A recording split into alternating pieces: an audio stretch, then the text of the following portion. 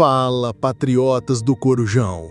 Ministros do Supremo Tribunal Federal estão deixando escapar algo que desmonta, por completo, a narrativa montada pela Polícia Federal e repetida pelo ministro Alexandre de Moraes. Até dentro da corte, esse novo indiciamento contra Bolsonaro e Eduardo Bolsonaro está sendo visto como pura perseguição política. E o detalhe mais importante é que não é a oposição que está dizendo isso. Não somos nós aqui do lado de fora que já vínhamos denunciando os abusos.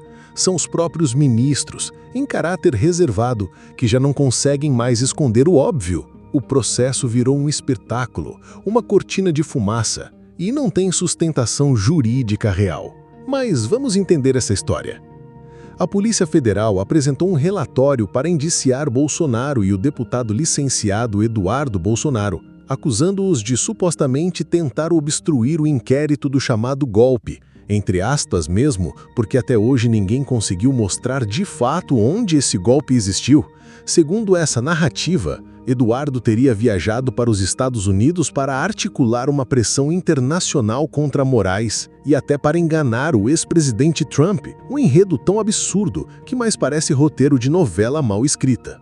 E a coisa fica ainda mais esquisita quando a gente olha os elementos usados pela PF para justificar esse indiciamento. Trechos de conversas privadas entre pai e filho, mensagens de celular, diálogos de família que nada tem a ver com coordenação de golpe nenhum. Em outras palavras, devassa total na intimidade para criar manchete e não prova. Não é à toa que ministros do STF, em caráter reservado, disseram que isso passou do limite. Um deles chegou a apontar que a inclusão dessas conversas pessoais foi desnecessária, fora de propósito, apenas para criar um fato político, uma cortina de fumaça. E outro membro da corte destacou que o relatório parece mais preocupado em desgastar a imagem de Bolsonaro e do seu filho do que em apresentar elementos concretos de crime. E aqui a gente tem que ser claro. Se até ministros do STF, que nunca foram simpáticos a Bolsonaro e que sempre acompanharam Moraes em boa parte das decisões estão incomodados, é porque a coisa passou dos limites. Agora, repare na contradição. O relatório da PF insinua que Bolsonaro e Eduardo estavam coordenando uma espécie de conspiração internacional, mas ao mesmo tempo coloca mensagens em que pai e filho aparecem brigando entre si, discutindo em tom ríspido. Ora, se há briga e desentendimento, como é que isso pode ser interpretado como prova de conluio? Não faz sentido. Se existe algo que essas mensagens mostram, é justamente o contrário. Não havia alinhamento, não havia conspiração organizada. Mas claro, a imprensa militante corre para noticiar. Bolsonaro indiciado de novo. E na bolha progressista é festa. Lá eles já projetam décadas de cadeia, celebram cada movimento de Moraes como se fosse ato heróico e ignoram o fato de que, do ponto de vista jurídico, o processo é cada vez mais frágil. E o pior, essa perseguição não é vista só no Brasil. Eduardo Bolsonaro, nos Estados Unidos, levou a narrativa de que seu pai estava sendo vítima de perseguição política. Conversou com parlamentares, com lideranças conservadoras e até com o próprio Trump. E não foi difícil convencer ninguém. Afinal, basta olhar o que está acontecendo no Brasil para perceber. Trump, que enfrenta um processo muito parecido nos Estados Unidos, entendeu rapidamente que a situação é paralela. Lá, a esquerda também perdeu espaço na opinião pública, não consegue mais conquistar corações e mentes, e tenta se segurar no poder via instituições judiciais. Aqui a fórmula é a mesma, é um padrão mundial. Quando a esquerda não consegue mais vencer pelo voto, ela recorre a tribunais, cortes superiores, canetadas e perseguições. E aí vem o detalhe mais cômico do relatório da PF. Para não admitir que o governo americano também acreditou na tese da perseguição, os investigadores simplesmente escreveram que Eduardo Bolsonaro teria enganado o Trump. É isso mesmo. O relatório diz, em outras palavras, que o ex-presidente dos Estados Unidos foi feito de bobo por Eduardo Bolsonaro. É uma ofensa não só ao Trump, mas ao governo americano como um todo.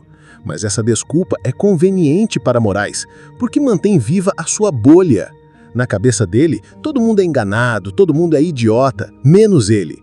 O mesmo Moraes que vive dizendo que o povo brasileiro votou em Bolsonaro em 2018 apenas porque foi manipulado por disparos em massa no WhatsApp. Essa visão elitista, que trata as pessoas como gado incapaz de pensar por conta própria, é a base de toda essa narrativa. Só que a verdade é outra, ninguém precisa ser manipulado por mensagens de WhatsApp para votar.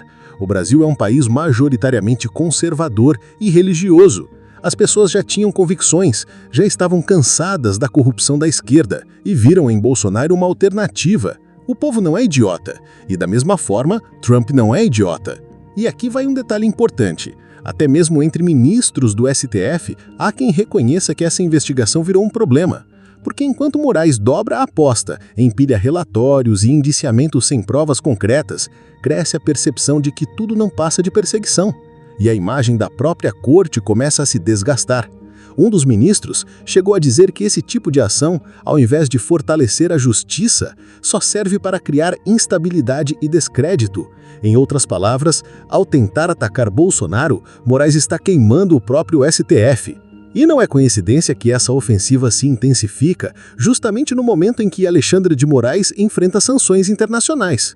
A inclusão de seu nome na lista da Lei Magnitsky, que impede viagens e bloqueia acessos financeiros, criou um desgaste enorme. Pessoas próximas começaram a se afastar, empresários e políticos que antes se aproximavam por conveniência, agora veem risco em manter laços. E é neste contexto que surge a necessidade da cortina de fumaça, novos indiciamentos, novas manchetes para desviar a atenção das sanções. Mas não adianta. A cada passo, a narrativa fica mais frágil e a paciência dentro do próprio Supremo vai diminuindo. É cada vez mais visível que Moraes não tem limites. Agora, enquanto isso, Lula assiste de camarote. Para o presidente, essa crise é ótima. Quanto mais o Brasil se aproxima da instabilidade institucional, mais fácil se torna avançar com um projeto autoritário. Lula não se importa se a economia vai afundar, se bancos quebrarem, se o país entrar em recessão. Para ele, quanto pior, melhor. Esse é o retrato de quem nunca teve compromisso real com a prosperidade da população, mas apenas com o poder. E aqui surge uma pergunta: como sair dessa crise? Porque Moraes não vai recuar. Lula não vai recuar. A solução cada vez mais passa pelo Congresso e pelos outros ministros do STF. É esse equilíbrio interno que pode frear os abusos. E, segundo informações de bastidores, é exatamente isso que está acontecendo. Bolsonaro tem articulado com governadores, com parlamentares e até com alguns ministros da corte. Aos poucos, cresce o entendimento de que Alexandre de Moraes foi longe demais e que será preciso buscar uma saída institucional para limitar seu poder. É claro que ninguém no STF queria Bolsonaro livre de processos. Pelo contrário, muitos deles sempre quiseram ver o ex-presidente atrás das grades. Mas a linha foi ultrapassada. A perseguição ficou tão explícita que não dá mais para sustentar. O que está em jogo agora é o futuro da democracia brasileira. Se prevalecer a lógica de que um ministro pode usar a PF como instrumento político, devassar celulares de ex-presidentes, criar manchetes a partir de brigas familiares e chamar isso de prova, então qualquer cidadão está em risco. Hoje é Bolsonaro, amanhã pode ser qualquer um. E o povo sabe disso. A base conservadora no Brasil não se deixa enganar por manchetes fabricadas. Os apoiadores de Bolsonaro olham para essas supostas revelações e enxergam exatamente o que são: perseguição descarada. A imagem de Bolsonaro, longe de ser destruída, sai fortalecida, e a cada abuso cometido por Moraes aumenta a indignação popular. Portanto, o que vemos agora é um divisor de águas. O STF está dividido. Moraes está cada vez mais isolado e a narrativa da esquerda perde força dia após dia. No fundo, todos sabem que não há crime concreto. Há apenas um ministro dobrando a aposta na esperança de se manter no controle pelo medo. Mas medo não dura para sempre. E a história mostra, quando governos ou tribunais tentam se sustentar apenas pela repressão, sem apoio real da população, a queda é inevitável. Esse é o retrato de um Brasil que está despertando, que não aceita mais ser tratado como massa de manobra e que sabe reconhecer quando há perseguição política. O indiciamento de Bolsonaro e Eduardo Bolsonaro, que deveria ser o ápice da ofensiva contra a direita, está se transformando em mais uma prova daquilo que nós já sabíamos, de que Alexandre de Moraes perdeu o limite e que a democracia brasileira precisa ser resgatada. Se você quer se manter informado e não cair em narrativas enviesadas, fique ligado aqui no Corujão Atriota. A luta por um Brasil melhor continua. Até o próximo vídeo.